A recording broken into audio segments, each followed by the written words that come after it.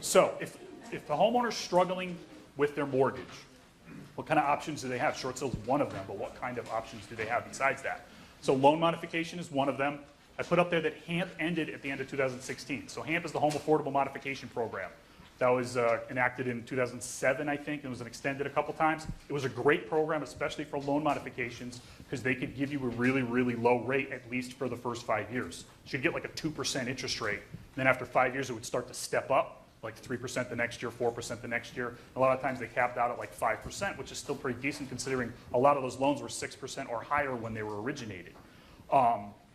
That program ended, so now loan modifications, you're left with whatever the proprietary program is that the mortgage company has or the investor that owns the loan has in their guidelines, and we'll get to that terminology in a minute.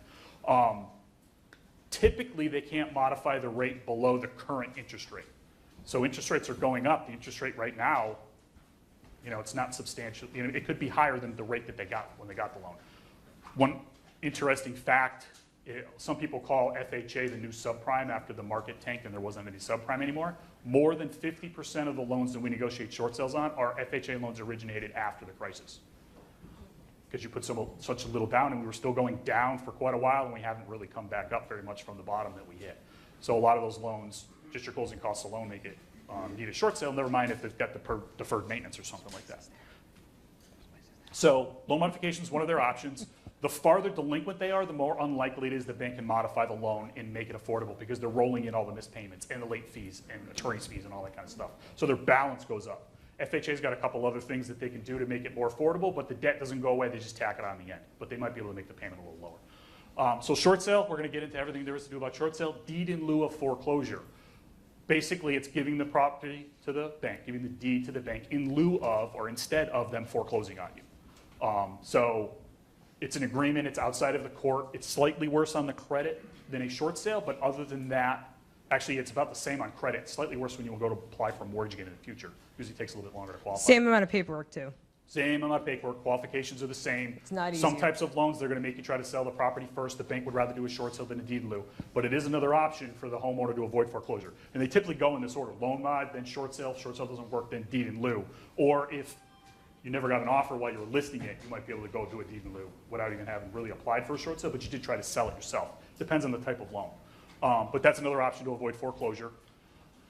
Bankruptcy. So I put here, does not necessarily avoid foreclosure.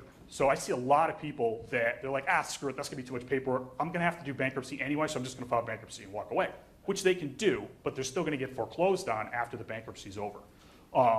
The bankruptcy would eliminate the debt, so the bank couldn't come after them for any money. They couldn't get a deficiency judgment, which we'll go over. So it would resolve the money situation, but the property is still collateral for repayment of the loan, and if the house was underwater, the bankruptcy court's not gonna do anything. They're not gonna do anything with the house. So at the end of the bankruptcy, the homeowner is no longer personally responsible to repay the money back to the bank. But if they don't make their mortgage payments, the bank's gonna foreclose and take the collateral and sell it and get whatever they can for it. So they would have bankruptcy and then foreclosure. So we have a lot of clients that do bankruptcy and then we do a short sale so they don't also get foreclosed on. That's less of an impact on their credit. I'm going to talk more about that in a little bit. And the time frame between the two can be a large amount. So a homeowner can do bankruptcy, and then if they 2, 3, 4 years down the road, their credit may actually rebound a little bit because of the bankruptcy, but then they get foreclosed on, so then it's going to be another hit on their credit. So it's definitely something for homeowners to really think about and have a game plan going in of where they want to end up in the end. Yeah. And for some people, depending on their circumstances, bankruptcy makes sense. Just do bankruptcy, walk away from the house. They don't care about getting a, if they're really high in the age. Like, I don't plan on getting a mortgage again in the future. I really don't care what my credit's like. I don't want to do all this paperwork. I just want to go to Florida and have fun for the rest of my life. We'll do bankruptcy, walk away, let them foreclose.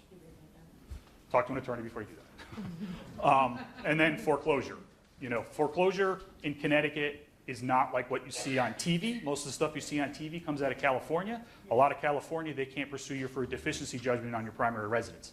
In Connecticut, we're a full recourse state. If they foreclose on you and the property is worth less than what you owe them to the penny with all of their costs, they can come after you for the deficiency amount with a judgment. Judgment is the thing that gives them the ability to do wage garnishments, executions on your bank account, lien other properties that you have now or may have in the future, come after your lottery winnings when you win the lottery, all that stuff.